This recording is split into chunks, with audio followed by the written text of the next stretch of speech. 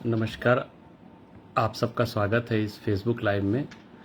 आज हम लोग हिंदी के प्रसिद्ध व्यंग्यकार शरद जोशी जी के बारे में सुनने वाले हैं। और आप सब जैसा कि जानते हैं, प्रसिद्ध कानूनवेत्ता एवं साहित्यकार कनक तिवारी जी आज हम लोगों को शरद जोशी के रचनाओं के महत्वपूर्ण पक्षों से रूबरू कराएंगे। तो आइए हम लोग सुनते हैं आपको, कनक तिवारी जी को।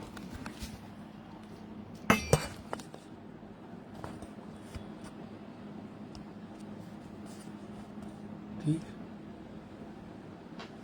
जी। मित्रों नमस्कार। कुछ देर हो गई तो क्षमा करेंगे। कुछ बिजली विभाग का सहयोग था, कुछ तकनीकी त्रुटियां हो गई तो हम ठीक समय 6 बजे शुरू नहीं कर पाए। शरद जोशी को गए कई बरस हो गए, लेकिन उनकी याद दिलों से जाती नहीं है। मैं शुरू में कह दूं कि मैं शरद जी से अच्छी तरह परिचित था। उनका स्नेह मुझे मिलता था। मैं उनसे कई बार मिला और एक बार 1976 में उसका जिक्र करूंगा। मैंने यहाँ एक व्यंग्य समारोह किया था दुर्ग में, अपने नगर में। उसमें शरद जोशी आए थे मुख्य अतिथि की हैसियत से, और वो आपातकाल का समय था। शरद जोशी ने अपने भाषण में कुछ ऐसी बातें कही जो उस तरह के लोगों की समझ में आई जिन्हें शिकायत करने का एक शौक होता है। तो उनके चले जाने के बाद मेरी शिकायत की गई। चूंकि उस समय मैं कांग्रेस में सक्रिय था, एक कार्यकर्ता था, छोटा मोटा पदाधिकारी भी था, तो मेरे खिलाफ निजी शिकायत भी की गई पार्टी के अंदर, सरकार के अंदर। और इमरजेंसी के समय, आपातकाल का समय एक डरावना समय था कि जानबूझकर उनको बुलाया गया है और जानबूझकर उन्होंने ऐसी बातें कही हैं जो सरकार के खिलाफ है। संयोग से हमने उस कार्यक्रम की अध्यक्षता करने के लिए रविशंकर विश्वविद्यालय के कुलपति जगदीश चंद्र जी दीक्षित को बुलाया था। तो एक चिट्ठी उनके पास भी गई कि आप उस कार्यक्रम के अध्यक्ष थे, अपनी रिपोर्ट दीजिए। एक चिट्ठी कलेक्टर के पास आई। एक धाकड़ कलेक्टर थे यहाँ, वो उनके कारण रमेश चंद्र सक्सेना, उनके शरद जी मित्र थे, उनके पास चिट्ठी आई। तो खैर सब लोगों ने लिखा, मामला रफा दफा हो गया और शरद जी ने उसको बहुत एंजॉय किया कि उनके आने के कारण थोड़ी हलचल तो हो गई। संबंध उसके बाद भी बना रहा। मैं उन दिनों कई कारणों से साहित्य के लिए, साहित्यिक चीजों के लिए समय नहीं दे पाता था। तो जितनी सघनता से मुझे उनसे मिल जाना चाहिए था, मिलते रहना चाहिए था, उसमें कुछ व्यवधान तो हुआ है। बहरहाल शरद जोशी गए, उनकी निधन तिथि के अवसर पर आपसे कुछ बतियाने का मन हुआ कि मैं कुछ करूं। उनका कहना है, शरद जी का, जो भारतवासी विदेश में नहीं रहते वे यही रहते हैं। हमारे देश में बड़े बड़े नेता पैदा हुए। अब जब बड़े नेता नहीं पैदा हुए तो हमने छोटे छोटे नेता पैदा किए। उन छोटे नेताओं ने और छोटे छोटे नेता पैदा किए। इस तरह हमारा देश नेताओं के मामले में आत्मनिर्भर हो गया। फिर कहते हैं कि आजादी के इन वर्षों में हमने पेड़ काटे और कुर्सियां तैयार की। अब हम पेड़ के नीचे नहीं बैठते, हम पेड़ से बनी कुर्सियों पर बैठते हैं। शरद जी का यह भी कहना था कि कुछ लोगों ने शहीदों की सूची फेंक दी और हिट लिस्ट लिए घूम रहे। जब तक घड़ी इंपोर्टेड न हो, हम अपनी परिस्थितियों का विश्लेषण नहीं कर सकते। जब तक हमें बाहर से भीख और उधार न मिले, हमें अपनी प्रगति पर शक होता है। सट्टे का फिगर बंबई में खुलता है और सारा देश उसे जान लेता है। राष्ट्र की एकता का इससे बढ़कर हमारे पास कोई प्रमाण नहीं। हिप्पी हिप्पनों की लाज भारतीय हैंडीक्राफ्ट से ढकी रही और भारतीय सती सावित्रियों की लाज इंपोर्टेड नायलॉन से।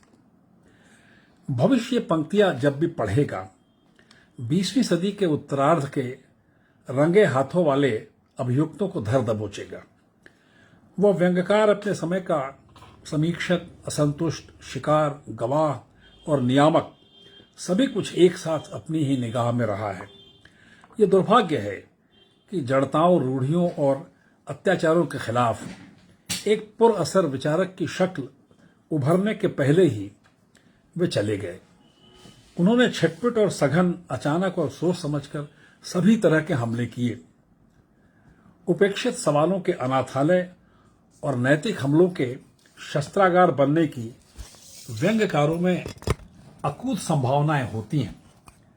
निम्न मध्यम वर्गीय तलखी, पीड़ा, विद्रोह, अनगढ़ता, विनोद, पराजय और संकल्प के सातों सुर शरद जोशी में गूंजते थे। अंग्रेजी के मशहूर व्यंग्यकार जॉन ड्राइडन ने 1693 में लिखा था the origin and progress of satire की अपनी किताब की भूमिका में कि व्यंग्य की सबसे नायाब और नाजुक अभिव्यंजनाएं दिल्लगी यानी परिहास में झलकती हैं। ये कितना सरल है कि हम किसी को चतुराई से बदमाश और खलनायक कहें, लेकिन ये कितना मुश्किल है कि उनके खिलाफ अपमानजनक शब्दों का इस्तेमाल न किया जाए।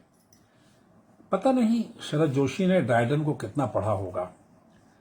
हालांकि अपने प्रसिद्ध आत्मकथ्य काहे की आत्मा और कैसा कथ्य में उन्होंने Chekhov, Yashpal, Gorky, Maupassant, Balzac, Premchand, O Henry, Krishnachandra, Manto, Sarat, Rabindranath, Somerset Maugham और तॉल्स्टॉय को पढ़ने का खास जिक्र किया है, लेकिन ड्राइडन या अन्य किसी व्यंग्यकार को पढ़ने का उसमें कहीं जिक्र नहीं है। मुझे याद है शरद जी ने दुर्ग में ही हंसते हुए मुझसे कहा था कि जिन राजनेताओं, नौकरशाहों और साहित्यिक विभूतियों वगैरह की कौम को अपने लेखन में हम धूर्त अथवा मूर्ख चित्रित करते हैं, उन्हें अपने को धूर्त या चित्रित करवाने में बुरा नहीं लगता, जबकि उन्हें मूर्ख कहलाने में बहुत दुख होता है। शरद ने इसी तर्ज पर आगे लिखा है, नदियां होने का सुखद नतीजा यह है कि पुल निर्माण हमारे यहां प्रमुख घटना है। सरकार पुल बनाती है ताकि उसके नीचे से नदियां निकल सके। नसबंदी आंदोलन के प्रति वातावरण में बहुत उत्साह था। हर शख्स चाहता था कि दूसरे की हो जाए। शिक्षक हो जाना, आज शिक्षक दिवस पर मैं आपसे कह रहा हूं, शिक्षक हो जाना हमारे राज्य का प्रिय व्यवसाय है। जहां शाला, छात्र और शिक्षक तीनों होते हैं, उसे हम लोग कॉन्वेंट कहते हैं। शरद जोशी का व्यंग लिखित के साथ साथ वाचिक परंपरा का भी नायाब नमूना है। शीलाल शुक्ल ने कहा है, जहां शरद जोशी ने एक ओर हास्य और व्यंग्य की रूढ़ सीमाओं को तोड़कर उन्हें नजदीक लाने का असंभव कार्य किया, वहीं उन्होंने साहित्य की लिखित और वाचिक परंपरा को उसी तरह एकात्म करने की कोशिश भी की। शरद जी कई जगह पाठकों को शौनकादिक ऋषियों की तरह समझकर सूत जी बन जाते हैं और उस शैली में उन्हें जीवन कथा सुनाते हैं। ऐसा करने में वे आश्रम, मठ या गुरुकुल के बदले चौपाल में बैठे भद्र शहरी, वाक्पटु और सहिष्णु व्यक्ति का मुखौटा लगा लेते हैं। ये भी शरद जोशी के लिए है कि उनका लेखन सौम्य, सभ्य और शिष्ट रहा है। वे कवि सम्मेलनों में भी अपनी गद्य रचनाओं का सफलतापूर्वक पाठ करने लगे थे। लेखकी गुणवत्ता पर विपरीत असर डाले बिना वे कह सकते थे, ओलंपिक नाम उस जगह का है जहां जाकर भारतीय टीम हारती है। हम जाते हैं, लो हम आ गए, हमें हराओ। वे हमें हरा देते हैं और हम लौट आते हैं। फिर कहते हैं कि मनुष्य एक विवाहशील प्राणी है। अंग्रेजी का एक जुमला है, man is a rational animal. मनुष्य एक विचारशील प्राणी है। शरद जी कहते हैं, मनुष्य एक विवाहशील प्राणी है। बाहर घोड़ा सज रहा था, अंदर गधा सज रहा था। मध्य प्रदेश के चारों ओर समुद्र नहीं होने के कारण यहां कोई बंदरगाह नहीं है। हम लोग इटारसी जंक्शन से काम चलाते हैं। मध्य प्रदेश में उनकी हो रही उपेक्षा, आर्थिक दबाव और रंग कर्म के लिए बढ़ती उनकी ललक के कारण शरद जोशी बंबई जाकर सिनेमा और दूरदर्शन की दुनिया से संबद्ध हो गए।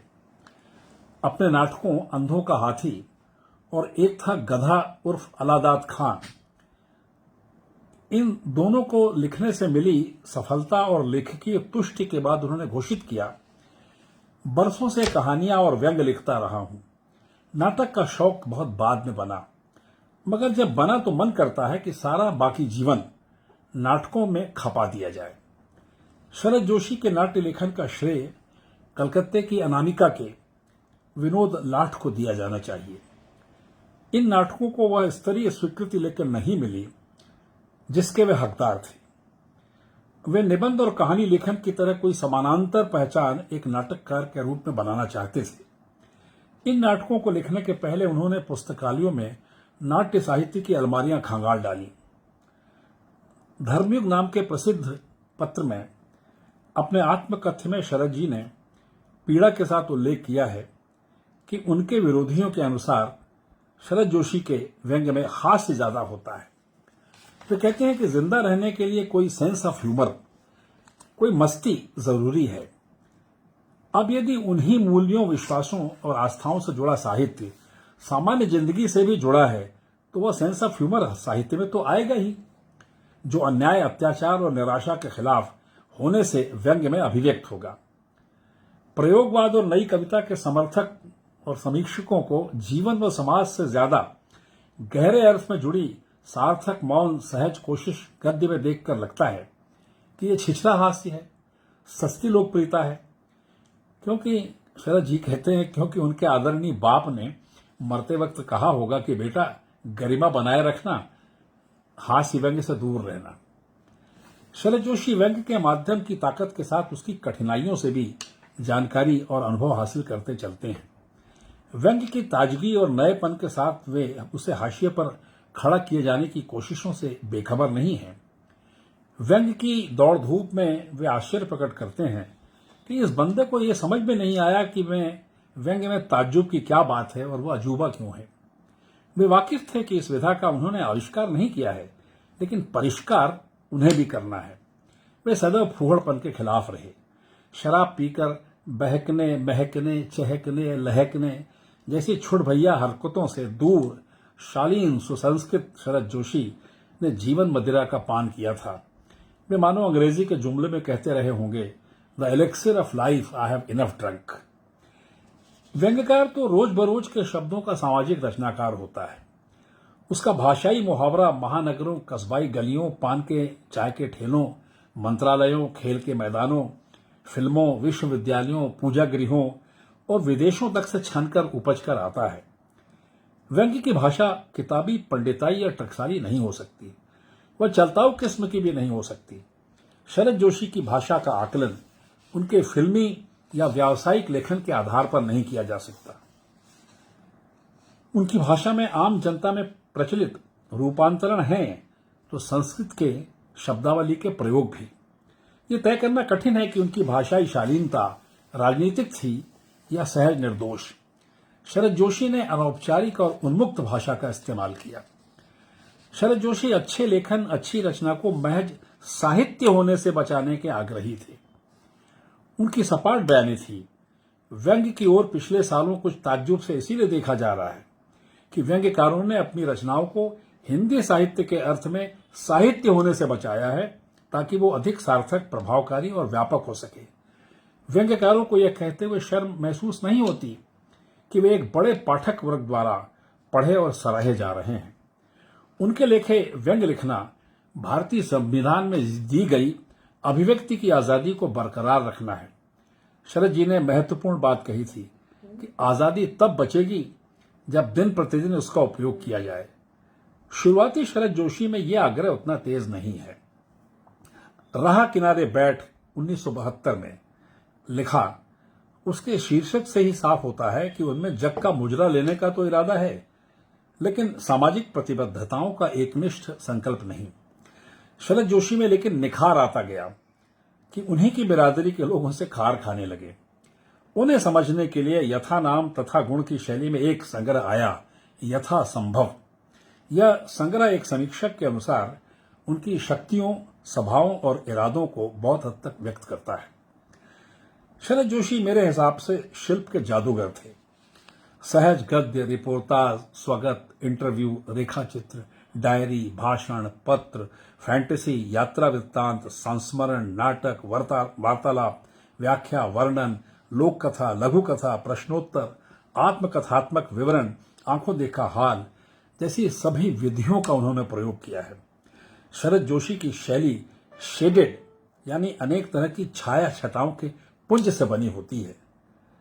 शरद जोशी खुद को व्यंग्यकार घोषित किए जाने के बदले कहानीकार या निबंधकार कहलाना पसंद करते थे। वे कहते थे, मैं अपनी ओर से कहानियां या निबंध लिख रहा हूं, शैली के मामले में मैं लापरवाह हूं और आप कह रहे हैं कि मैं व्यंग्य लिख रहा हूं। खैर, जब बात फैलने लगी तो मैंने स्वीकार कर लिया कि मैं व्यंग्यकार सही। लैटिन भाषा के लातीनी के बहुत प्रसिद्ध, विश्व प्रसिद्ध आदि व्यंग्यकार होरेस में ये सब छटाई थी। मैं इसीलिए हिम्मत करके कह रहा हूं कि मैं शरद जोशी को हिंदी का होरेस मानता हूं। होरेस की तरह शरद जोशी में व्यंग्य में कम से कम शुरू में मानवीय और सामाजिक व्यवहार की शालीनता और मर्यादा की एक परिकल्पना, रचे जाने का अव्यक्त अतृप्त परिताप झलकते हैं। शरद जोशी हल्के, आसान और फुर्तीले लाइटर व्यंग्य के बेजोड़ सिद्धहस्त रचनाकार हैं। गंभीर व्यंग्य गरिष्ठ होने से सहज सुपाच्य नहीं होता। शरद जोशी में जीवन दृष्टि और सामाजिक चेतना की तलखी का कतई अभाव नहीं था। उनकी दृष्टि एक साथ दूरबीनी यानी दूरदर्शी टेलीस्कोपिक और सूक्ष्मदर्शी यानी माइक्रोस्कोपिक थी। शरद अपने समाज के खोखलेपन, दो मुहे आचरण और बुनियादी आग्रहों से अच्छी तरह परिचित थे। उनका व्यंग्य वाचाल, हाजिर जवाब और अनासक्त भी है। वे हर बात, वस्तु, व्यक्ति या विषय के पीछे लठ लेकर दौड़ नहीं पड़ते थे। कई मुद्दों को वे सहज छेड़छाड़ के बाद छोड़ देते थे। यह इश्कबाजी या फ्लर्टेशन नहीं, प्रेम मुद्रा है। जिस तरह सार्थक प्रेम कविता लिखने के लिए कवि का फकत प्रेमी होना आवश्यक नहीं है, उसी तरह व्यंग्य लेखन के लिए व्यंग्यकार के मन में केवल क्रोध होना जरूरी नहीं है। शरद जोशी रंगांध या कलर ब्लाइंड नहीं थे। वे न तो सावन के अंधे की तरह हरा ही हरा देखते थे और न ही उन्हें हर जगह दाल में काला नजर आता था। उनका व्यंग्य लेखन विषय वस्तु के अपमान या लेखन या अपलेखन का समानार्थी नहीं था। उनका व्यंग्य लेखन मानहानि नहीं करता, बल्कि वह आक्रमित की हानि को समाज का मान बनाता है। स्वतंत्रता के बाद भारतीय जनता के स्वप्न भंग की अजंता गुफाएं चित्रित करना ही तो शरद जोशी के लेखन का नाम है। वाह, मैं समझता हूं कि मैंने आपको थोड़ी देर परेशान किया, बहुत देर से परेशान किया, तो बस अपने बड़े भाई के लिए उतना ही कहना था। एक आध सवाल भी पूछिए। आपने परसाई जी के साथ समय गुजारा, व्यतीत किया, शरद जोशी जैसे व्यंग्यकार के साथ समय। आज साहित्य के परिदृश्य में व्यंग्य की क्या स्थिति है और कौन से व्यंग्यकार हैं जिनमें आपको कुछ उम्मीद दिखती है? देखिए, शरद जोशी और परसाई दोनों हमारे मध्य प्रदेश के हैं। दोनों की शैली बहुत अलग अलग है। दोनों में व्यंग्य की गहराई और ताजगी और तीखापन है। लेकिन परसाई जी और शरद जोशी में एक तो बात यह है, जो लोगों ने आरोप लगाया, कि शरद जोशी में व्यंग्य के साथ साथ हास्य भी होता है। शरद जोशी किसी चीज को बहुत हल्के ढंग से भी कहते हैं ताकि लोगों को गुदगुदाने की शैली में उनके व्यंग्य को पढ़ने का आनंद आए। परसाई तीखा मार करते हैं और परसाई की भाषा में एक भविष्य मूलकता है। वो एक शब्द या एक वाक्य कहते हैं तो उसके कई अर्थ निकाले जाते हैं और कई बरस बाद निकाले जाते हैं। मैं आपको एक मजाक की बात बता दूं कि आप इस बात का बड़ा गौरव करते हैं कि चंद्रयान गया, लेकिन परसाई जी ने तो आज से 50 साल पहले लिख दिया था थानेदार माता दीन चांद पर। कई इस तरह की कल्पनाएं हैं। परसाई में राजनीतिक चेतना बहुत आग्रहपूर्ण ढंग से जज्ब हो गई थी। शरद जोशी राजनीतिक चेतना के साथ साथ जो नौकरशाही में और मंत्रियों के स्तर पर और अन्य जगहों पर जो विसंगतियां दिखती थी, विद्रूप दिखाई देता था, उसकी वो छीछा लेदर करते थे। लेकिन एक मुद्दा तय करके, जैसा मैंने कहा अभी कुछ देर पहले, कि वो उसको पीछे नहीं पड़ते थे और किसी बात पर चले जाते थे। परसाई जी के साथ ये था कि उनका एक राजनीतिक दर्शन था। उस राजनीतिक दर्शन को अग्रसर करने के लिए परसाई जी को जो कहना होता था वो व्यंग्य की जुबान में, व्यंग्य की शैली में, व्यंग्य के लिहाफ में कहते थे। लेकिन कहते जो कुछ थे उसमें से पढ़ लेने की लालच या पढ़ लेने की मानसिकता के व्यंग वाले उस तरह के हिस्से को हटा दें तो परसाई जो कहते थे वो एक तरह का सामाजिक राजनीतिक चिंतन होता था देश में, जो बाकी लोग गंभीर गद्य जिसको समझते थे उसमें लिख रहे थे। तो ये राम और लक्ष्मण की जोड़ी है। इसीलिए शायद राजनीति के माध्यम से वो लोग हमेशा थोड़ा पीड़ित या कहीं न कहीं उनके हक पे या उतनी प्रसिद्धि नहीं मिली। मैं इस बात को नजदीक से जानता हूं, इसलिए अब कहने का अर्थ नहीं, दोनों यहां से चले जा चुके हैं। जी दोनों के जो समर्थक खेमे थे, जी विचारधारा थी या अन्य लोग थे, वो थोड़े अलग अलग थे। हालांकि दोनों दक्षिणपंथी नहीं थे। मैं परसाई जी को एक प्रगतिशील लेखक मानता हूं। वो प्रगतिशील लेखक संघ से जुड़े भी रहे जी और शरद जोशी समाजवादी नस्ल के थे, लेकिन कई कारणों से एक साथ लगातार लिखते रहने से, एक साथ उस माहौल में रहने से परसाई जी की अलग तरह की स्वीकार्यता थी और शरद जोशी ने अपना अलग तरह का एक वर्ग तैयार किया, क्योंकि वो मुंबई भी चले गए थे, फिर वो फिल्मों में भी आ गए थे, फिर वो दूरदर्शन में भी आ गए थे। परसाई तो अपना अंगद पैर जबलपुर में जमाए रखे और वही सब कुछ करते रहे। व्यंग तो आपके भी लेखन में बहुत साफ नजर आता है और बहुत तल्खियां रहती हैं। ये बड़ा कठिन सवाल पूछा। मैं कहाँ महापुरुषों की बात कर रहा हूं और कहाँ एक नामालूम इंसान के बारे में आप बात कर रहे हैं। गो कि मैं व्यंग को अच्छा मानता हूं, गो कि मैं बिना व्यंग के खुद भी नहीं रहता हूं, और क्यों नहीं लिखना चाहिए, क्यों नहीं करना चाहिए।